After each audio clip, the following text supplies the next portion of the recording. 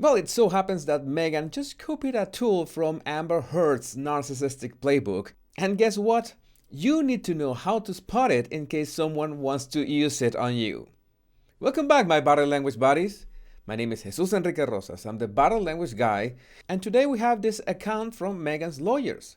The Duchess of Sussex's account of her upbringing in her Oprah interview was not meant to be objective fact, but a subjective statement of her feelings. Her own lawyers have argued in a defamation case brought by her estranged sister. So it seems that she was not talking objectively or for real or by the facts, but just by her feelings, what she felt at that moment. So she's effectively denying that she lied to Oprah Winfrey about growing up as an only child. I don't know if Meghan doesn't know the term only child, or Meghan is so fond of metaphors that she just went with it. But this is the legal argument, and I kid you not, I had to read it myself. The Duchess' description of how she grew up as an only child cannot be false because it is a textbook example of a subjective statement about how a person feels about her childhood. Okay, so it means that it didn't have to actually happen, but what counts is how you felt about it. So that's what I'm telling you, that this is a tool taken straight from Amber Heard's narcissistic playbook. Because you must remember that Elaine Bredehoff, Amber Heard's lawyer, once said that despite Johnny Depp's attorneys proving that he did not abuse her, they failed to prove Amber Heard didn't believe she was abused. So let me get this straight. Amber Heard's attorneys claimed that, okay, the abuse did not happen. They are acknowledging that, but they couldn't prove that Amber didn't feel abused. So whether or not something actually happens is irrelevant. It's how you felt about that. Don't you think that is a bit, dangerous in legal terms? You begin to notice that this is a pattern with Meghan, that everything goes through the filter of her feelings. Nobody has asked if I'm okay. You remember that, right? Because it doesn't matter what's going on with the world. It doesn't matter anything about the facts. It just matters how she feels or how she perceives things through her Duchess filter. So in that sense, how can we trust her own recollections of things? How do we know that her acting chops that she claims are just subjective appreciations of herself? Or her broken car door. She just felt it was broken. It was not actually broken. Or Harry's sharpness. She just feels that it exists. So this is the big problem with this kind of toxic personalities. They're going to twist reality around in a way that benefits them. So maybe they just felt that you were the one guilty of things when you're accusing them of something. They felt that you were the one who triggered things. You made them feel this and this. And oddly enough, they're not very good at actually feeling empathy for people. They just claim the feeling card when it's good for them to use it.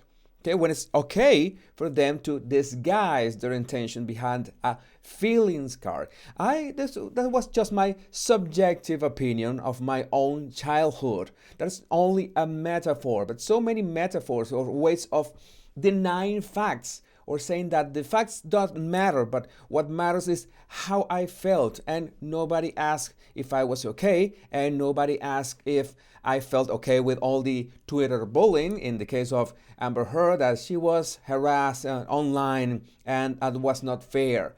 And that is denying the facts. You're trying to go around the facts or not face the facts directly, but if we get down to the facts, you're gonna lose. That's why they do it. So that's why I want you to spot this kind of patterns. When people say, hey, I just felt like it. That was my feelings. And of course, the classic version of this, when someone says, it's because I love you. I love you so much that I had to do this. I love you so much. I have these feelings, so strong feelings that I acted this way. It's the same. It's using the term of feelings. That's something that supposedly, if a person feels so strong, they cannot control that. Okay, that is the feelings card. And as I said, strangely enough, these people are not empathic to anything and cannot build empathy bridges with anything unless it serves a purpose to them. And it's on your face. They do it to your face. They say it clean and simple. It's about my feelings. It's about how I felt. It's about how I interpret things.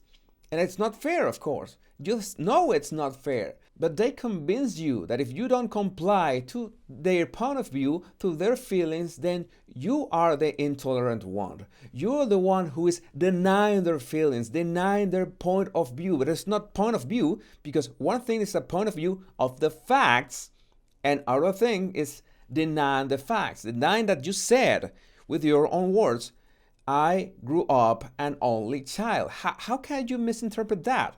Okay, you could explain your metaphor so you don't you don't end up with this kind of confusions. But these kind of people are not interested in explaining their metaphors.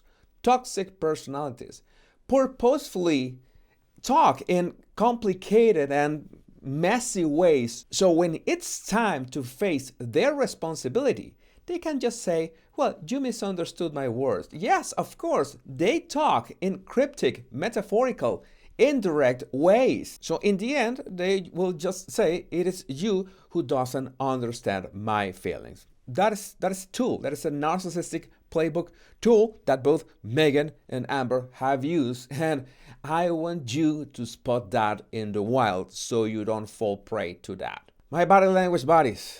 My name is Jesus Enrique Rosas. I'm the body language guy, and I hope that you learned today something about narcissists and toxic personalities, and you can learn how to spot those patterns of gaslighting, and you can learn to spot those patterns of gaslighting. Remember to follow me on my second channel, The Royal Row, where I make these live streams about the royals and non-royals too.